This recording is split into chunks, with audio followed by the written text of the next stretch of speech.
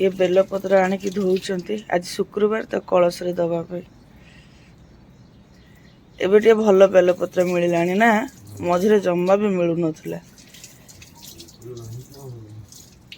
Anchor तो ए shift duty ये गाधे भी सारचंदी तुम ପାଇଁ ଚାଟା ବି ବସେଇ ଦେଲୁଣି ଯେ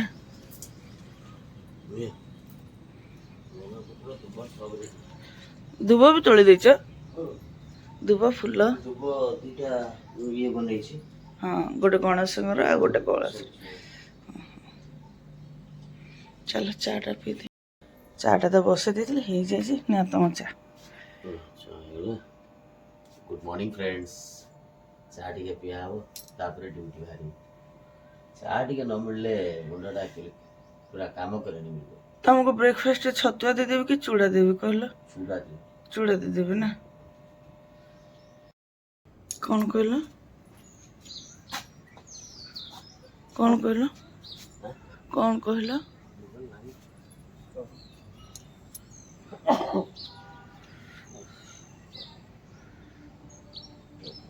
आसु बाबा पहुँच फोन कर आराम से जीव है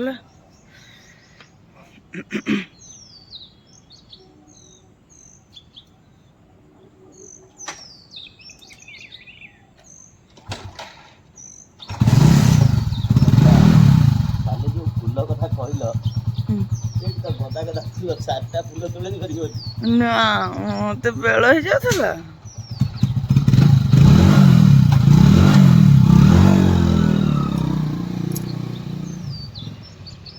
गुड मॉर्निंग फ्रेंड्स जय माँ संतोषी आपण मान को एक नवा ब्लॉग रे अनेक अनेक स्वागत आशा करछी आपण माने समस्त भले थिबे सुस्थ थिबे माँ को कृपा माने भी सब भले रे अछि आज तो शुक्रवार ब्लॉग टे आरंभ करिया पूर्व आपण मान को मन सब दिन पर से गोटे रिक्वेस्ट जो माने आम चैनल रे नुआ अछंती आम चैनल को सब्सक्राइब करंतु फेसबुक रे फॉलो करंतु वीडियो को लाइक कमेंट शेयर करबा संगे स्किप न करके निश्चय शेष जाए देखंतु एवं पाखर थिबा बेल आइकन को निश्चय प्रेस करिवे जहाँ फल आम आगामी वीडियो गुड़िकर नोटिफिकेशन आपण मान पाखे सहजरे पहुँची पार सी तो ड्यूटी गले मु भी घर जहाँ जमी सब कम दाम सारिकी गाधे पाधे पूजा पाठ कर सारे पूजा करके भोग पाइली भोग पाई सारिक गरम पानी पीऊँच मैं गरम पानी नॉर्मली मुझे प्राय सका उठले खाली पेटे आगे गरम पानी पीए तापर एमती भी मत ठंडा अच्छी तंटीटा पूरा खरखर हो से कहले टे गरम गरम पानी पीले मैं तंटीटा टे आराम लगे कहीकि पानी पीकी जीवी चाह बसैबी मो पानी पी सारिक आसिक मोपाई चाह बसाऊँगी एकला निजपाई चाह बन पीले एतटा भल लगे निजे ए शिफ्ट तो ये हुए सी चाह पी दे पलाते तापर मु मोर काम दाम अल्प बहुत करदे कि मोपाई चाह बन पीए किंतु आज जेहेतु शुक्रवार उपास अच्छे से गाधे सारिक पूजा पाठ कली कर सारिक भोग पाइली भोग पाई तो पानी पी के मोपाई चाह बसाऊँगी एकला चाह पी बसिकी गोड़ दुटा बिंधुची भल लगुनि तादेह टे ठंडा भी अच्छी सब गाल भितर सब छिड़ी जाइए पोड़ुची पूरा ता ऊपर पुणी मुंड धुआ ठंडा पाई दांत मूल सब भी फुली जाइए देह भल न बेले बेले किसी कथा जोटा कि मन को बहुत कष्ट दिए देह कष्ट मन कष्टा बेसी भारी पड़ जाए कंढे तार ब्रेकफास्ट कलानी उठिक फ्रेश होगी पढ़ुला पढ़ी के कहले खाईदे तापर पढ़ो ता ब्रेकफास्ट अच्छी बॉर्नविटा और रुटी रुटी आज करनी काली रातिर रुटी अच्छी सरी थिला सेटा दे देछि कौटा रुटी बॉर्नविटा भल खाद्यटा भल लगता ना डालीटा बसई देती फुटी गलानी लुण हलदी किसी देनी फेण बाहर कर देकी लुण हलदी देवी लुण हलदी ये साधा मसला डबारू जीरा फुटण सब सरीगलानी तब सब उल्टाड़ी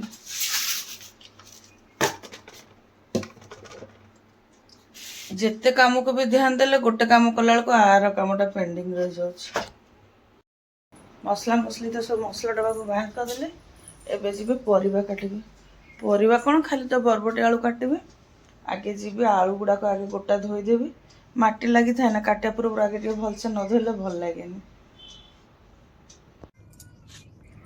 ଆଳୁକୁ ଧୋଇଲେ, ଆଳୁ ଧୋଇ ସାରିକି ବରବଟିକୁ ବି ସବୁ ଗୋଟା ଧୋଇଲେ, ଧୋଇକି ଏବେ କାଟୁଛି ପରିବା। ବରବଟିକୁ ଗୋଟା ଧୋଇକି ନ କାଟିଲେ, କାଟି ସାରିଲା ପରେ ଧୋଇଲେ ସେ ମଞ୍ଜି ଗୁଡ଼ାକ ଅଧା ବାହାରିଯାଏ। ସେଥିପାଇଁ ମୁଁ ବରବଟିକୁ କାଟିବା ପୂର୍ବରୁ ଆଗେ ଗୋଟା ଧୋଇଦିଏ।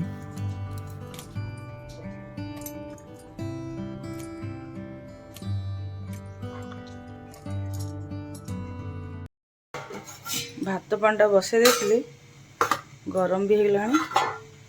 ଚାଉଳ ଧୋଇକି ଆଣିଛି, ଦେଇଦେବି। ଭାତ ପାଣି ବସାଇ ଦେଇକି ପରିବା ବି କାଟି ଦେଇଛି। ଡାଲିଟା ବଘାରି ସାରିକି ଏବେ କରେଇ ବସେଇକି ତେଲ ଦେଇ ଦେଇଛି। ଫାଷ୍ଟ ଦୁଇଟା ବଢ଼ି ଭାଜିବି, ତାପରେ ସେଇ କରେଇରେ ଭଜା ବସେଇଦେବି।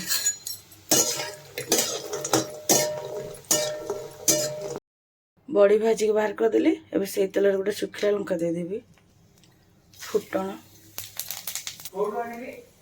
ଦେଖେ ଟି ଟେବୁଲ ଉପରେ ଥିଲା କି କ'ଣ, ତତେ ବା କହିଲି ସେଟା ଆଣିବା ପାଇଁ। ଫୁଟଣ ତ ଫୁଟି ଯାଇଥିଲା, ପରିବା ସବୁ ଦେଇଦେଲି, ଲୁଣ, ହଳଦୀ।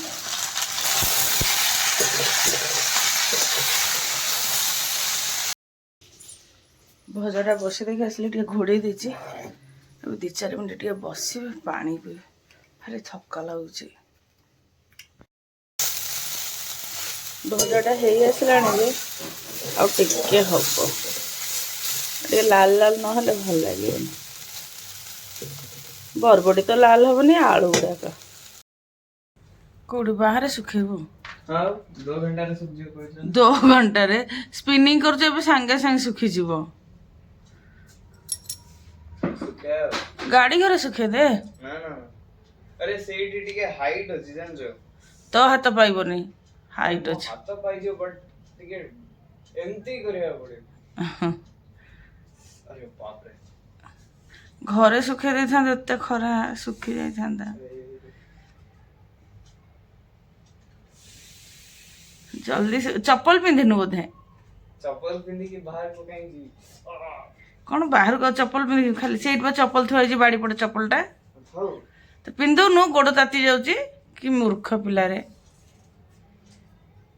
ନା, ଏତେ ବି ଗରମ ନାହିଁ।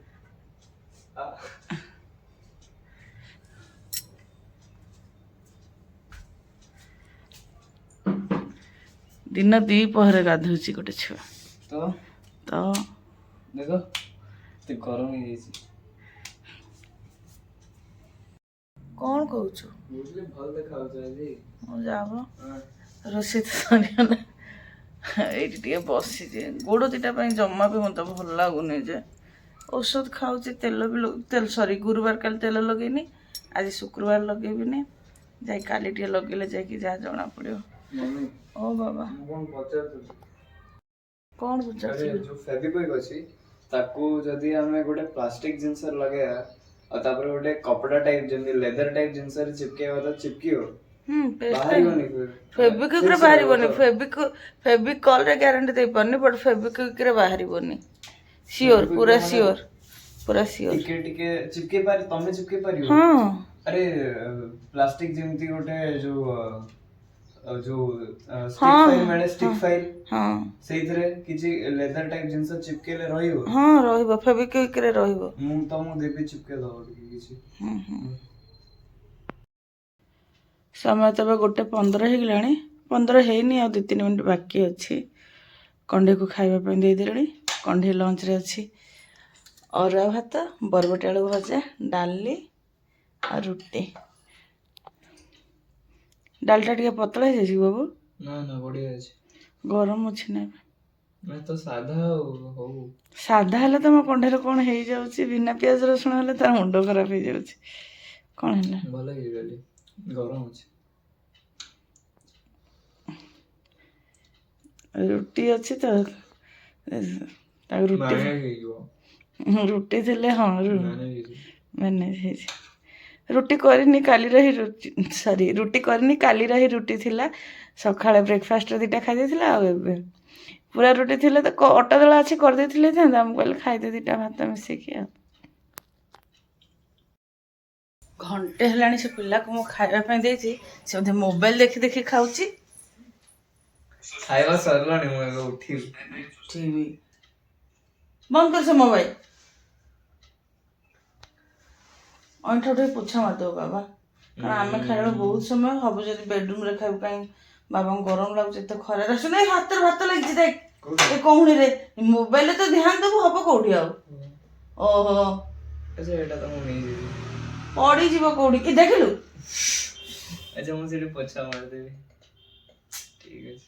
ମାନେ ତୁ କୁଆଡେ କୁଆଡେ ସେ ପିଲା ଖାଉଛି, ମୋବାଇଲ ଦେଖିଲେ ଆଉ ଖାଇବାର କୋଉଠି ଧ୍ୟାନ ରହିବ। ବାସ୍ ବାସ୍ ନଉଛି ପୋଛିଦେବି ମୁଁ ତମ ମୋବାଇଲ ପୋଛିବାକୁ। ମୁଁ ପୋଛିବି ନଥାନ୍ତି ଏବେ। ମୁଁ ଜାଣିଛି ତମ ପୋଛି। ଆଚ୍ଛା ତୁ ପୋଛୁ ବୋଧେ ସବୁବେଳେ।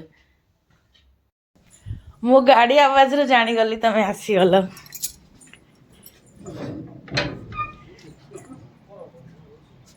ଏଇ କୁକୁର ମାନେ ଅପରିଷ୍କାର କରିଥିବେ।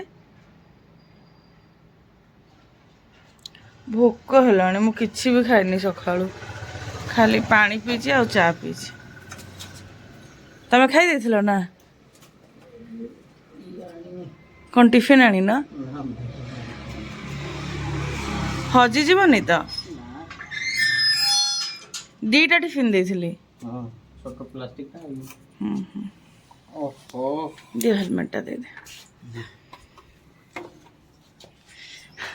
ଆରେ ବ୍ୟାଗ ଆଣିନି ବା, ଭୁଲି ଯାଇଛି। ଓହୋ ବାବା କ'ଣ କରୁଛୁ? ଚେସ୍ ଖେଳୁଛୁ ଅନଲାଇନ୍? ଏସିଟା ତ ଜାଣିଛୁ ଡ୍ୟୁଟିରୁ ମୁଁ ଆସିବି, ଏସି ବେଶୀ ତ ଅନ୍ କରିକି ରଖିନୁ ଆଜି। ମୁଁ ଜାଣିନଥିଲି ତମେ କେତେବେଳେ। ମୁଁ ଆସିକି ଅନ୍ କହିଲି ବି ତତେ କଲୁ, ଏବେ ବି ଅନ୍ ହେଇନି। ଆରେ ମୁଁ ଟ୍ରିପ୍ କରିଛି। ହଁ ଅନ୍ କର। ପାଣି ଭର୍ତ୍ତି କେତେ? ହଁ ଦେଖୁନ ଫ୍ରିଜରେ ବି ଗୋଟେ ବୋତଲ ଅଛି, ବାହାରେ ଅଛି। ଭରିଛୁ? ଆଚ୍ଛା ହଉ। ଦେଖନ୍ତୁ ଫ୍ରେଣ୍ଡସ୍, ଟାଇମ୍ 3:15 ହେଇଗଲାଣି। 3:15 ଦେଖାଯାଉନି, 3:10 ଅଛି। ହଁ 3ଟା ବାଜିବାକୁ 10 ମିନିଟ୍ ଅଛି। ମୁଁ ଡ୍ୟୁଟିରୁ ଆସିକି ଫ୍ରେଶ୍ ହେଇଗଲିଣି। ମତେ ଦେଖାଯାଉନି ଖାଇବା ବି ରେଡି ହେଇଗଲାଣି। ଖାଇବା ପାଇଁ ତ ବଢ଼ାବଢ଼ି ହେଇଗଲାଣି। ଆଜି ତ ଶୁକ୍ରବାର, ଆମର ତ ଉପାସ। ତେଣୁ ଆଜି ଉପାସରେ କ'ଣ ମୋ ମାମା ଆଜି ସ୍ପେଶାଲ ଲଞ୍ଚ ବନେଇଛି, ଆଜି ମୁଁ ଆପଣମାନଙ୍କୁ ଇଣ୍ଟ୍ରୋଡ୍ୟୁସ୍ କରାଇ ଦେଉଛି। ସ୍ପେଶାଲ କିଛି ନୁହଁ ମ, ସ୍ପେଶାଲ ଅରୁଆ ଭାତ, ଡାଲି ଆଉ ବରବଟି ଆଳୁ ଭଜା, ବଡ଼ି ଭଜା, ଆଉ ସେ ଦୁଇଟା ଲଙ୍କା ନେଇଛି। ଆଉ ଲଙ୍କା ତ ମୁଁ ଖାଇବିନି, ମୋତେ ଲଙ୍କା ଦେଖିଲେ ମୋର ରାଗ ହେଇଯାଏ। ରାଗ ଲାଗିଯାଏ ନା କ'ଣ? ନ ଖାଇକି ଦେଖିଲେ ରାଗ ଲାଗିଯାଏ। ଡାଲି ଭାତ ମତେ ବେଶୀ ବଢିଆ ଲାଗେ। ସେ ଚାहे ସାଧା ହଉ କି ଯାହା ହଉ, କଣ୍ଢେଇ ଟିକେ ସାଧା ହେଇଗଲା ବେଳକୁ ପ୍ରୋବ୍ଲେମ ହଉଛି। ଖାଇ ଦଉଛି କିନ୍ତୁ ଟିକେ ନାଖୁସ ରହୁଛି ଆଉ।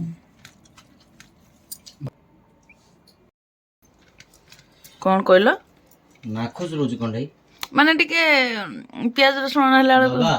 ଆଜ୍ଞା ଶୁଣେ, ଯୋଉ ଦିନ ଯାହା ସେ ବ୍ରେକଫାଷ୍ଟ ହଉ, ଲଞ୍ଚ ହଉ, ଡିନର ହଉ, ଯାହା ବି ଖାଇବାକୁ ମିଳୁଛି ଭଗବାନଙ୍କ ଦୟାରୁ ସେଇଟା ତା ପାଇଁ ସବୁବେଳେ ସ୍ପେଶାଲ।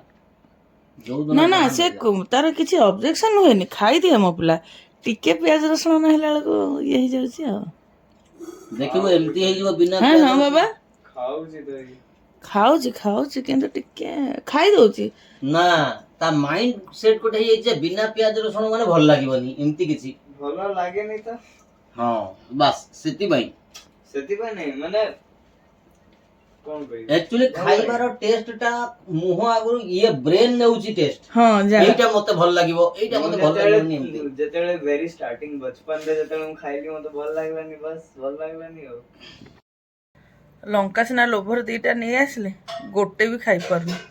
ଫାଳେ ଖାଇଛି ଏପର୍ଯ୍ୟନ୍ତ, ଗୋଟେ ଆଉ ଏତିକି ଅଛି। ଖାଇ ହଉନି, ରାଗ ଅଛି। ଟିକେ ସାଧାରେ ରାଗ ହେଲେ ଭଲ ଲାଗେ ଆଉ। ଆମେମାନେ ତ ସବୁ ଖାଇସାରିଲୁଣି। ଆମେମାନେ ସବୁ ମାନେ କ'ଣ, ପୁଅ ତ ଖାଇସାରିଥିଲା, ଏଙ୍କର ମୋର ଖାଇସାରିଲୁଣି। ପୁଅ ତ ଆଜି କୋଚିଂକୁ ଯିବନି। ଗତକାଲି ବ୍ଲଗ୍ରେ ମୁଁ ଯେଉଁ ତେଲ ବିଷୟରେ କହିଥିଲି, ସେଇ ବ୍ଲଗ୍ରେ ଜଣେ ଦୁଇ ଜଣ ଫ୍ରେଣ୍ଡସ୍ ମୋତେ କମେଣ୍ଟ କରିକି କହିଛନ୍ତି ସେଇ ତେଲର ଭିଡ଼ିଓ ସେୟାର କରିବା ପାଇଁ। ସେ ତେଲ ତ ମୁଁ ଅଲରେଡ଼ି ବନେଇ ସାରିଛି, ପୁଣି କେବେ ବନେଇଲେ ତା ଭିଡ଼ିଓ ଆପଣମାନଙ୍କ ସାଙ୍ଗେ ସେୟାର କରିବି। କିନ୍ତୁ କେଉଁଥିରେ ଆଉ କେମିତି ସେ ତେଲଟା ମୁଁ ବନେଇଛି ଆପଣମାନଙ୍କୁ ଟିକେ କହିଦେଉଛି। 200 ml ସୋରିଷ ତେଲରେ 1 ଟିସ୍ପୁନ୍ ଲବଙ୍ଗ, 1 ଟିସ୍ପୁନ୍ ଗୋଲମରିଚ, 1 ଟିସ୍ପୁନ୍ ମେଥି, 1 ଟିସ୍ପୁନ୍ ଜୁଆଣି ଆଉ 1 ଟିସ୍ପୁନ୍ କଳା ଜିରା ଦେଇକି ତାକୁ ଭଲସେ ପୁରା କଟାକି ଫୁଟେଇଦେଲି। ତାପରେ ଥଣ୍ଡା କରିକି ଗୋଟେ ବୋଟଲରେ ଷ୍ଟୋର୍ କରିଦେଇଛି। ଯେତେବେଳେ ୟୁଜ୍ କରିବି ତାକୁ ଟିକେ ଉଷୁମ କରିକି ୟୁଜ୍ କରିବି। ଆପଣମାନେ ବି ଥରେ ତେଲଟା ଟ୍ରାଏ କରନ୍ତୁ, ବହୁତ ଇଫେକ୍ଟିଭ୍। ମାନେ ଥଣ୍ଡା ହେଲେ ଯେମିତି ବଡି ପେନ୍ ହୁଏ କିମ୍ବା ଆଣ୍ଠୁ ଗଣ୍ଠି ପେନ୍ରେ ମାଲିସ କଲେ ଆରାମ ଲାଗୁଛି। ମୁଁ ଗୋଟେ ଥର ମାତ୍ର ମାଲିସ କରୁଛି ବୁଧବାର ଦିନ, ମୋତେ ଟିକେ ଆରାମ ଥିଲା, କିନ୍ତୁ ଏଇ ଗୁରୁବାର ଶୁକ୍ରବାର ପାଇଁ ୟୁଜ୍ କରିପାରିବି, ନହେଲେ ବହୁତ ଆରାମ ମିଳିଥାନ୍ତା। ତାହେଲେ ବ୍ଲଗ୍ ଟିକେ ଏଇଠି ରଖିଦେଉଛି। ଆଶା କରୁଛି ଆଜିର ବ୍ଲଗ୍ଟି ଆପଣମାନଙ୍କୁ ପସନ୍ଦ ଆସିବ। ବ୍ଲଗ୍ଟି ପସନ୍ଦ ଆସିଲେ କମେଣ୍ଟ କରିବେ, ଲାଇକ୍ ଆଣ୍ଡ ସେୟାର କରିବେ। ଆପଣମାନଙ୍କ ସପୋର୍ଟ ଏବଂ ସହଯୋଗର ଅପେକ୍ଷାରେ ରହିଲୁ। ଜୟ ମା ସନ୍ତୋଷୀ।